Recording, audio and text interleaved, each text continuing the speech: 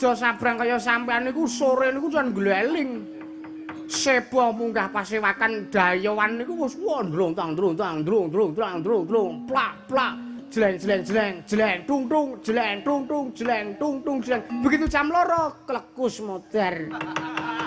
Niku mono keh kedadosane. Ya ta yan pianan uga. Heeh. Kowe iki ngara. Acu. Aku wis ora arep mempermainkan kowe kok. Wah. Ora arep nguncal-nguncalke apa-apa.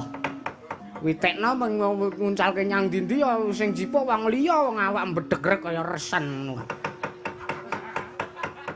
Aja ngrembug eleke kancane, mboten. Sing kula rembug niku eleke sampean. Lho kok aku? Lah pripun nuwun sewu.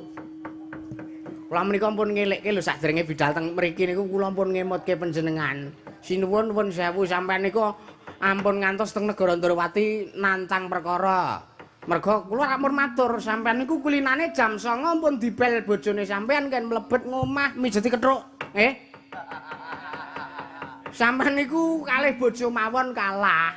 Napa melih kalih satria-satria Ndrawati niku sengara menang ya kok. Bener. Lah kek sakniki pripun? Kula pun saged bedhek ketoke sing wangsulan Sinuwun Prabu Kresna ning sing wangsulan Sinuwun Prabu Baladewa. Nggih napa mboten? Wah. Titis kowe lung, titis wong kula maca naskah atik.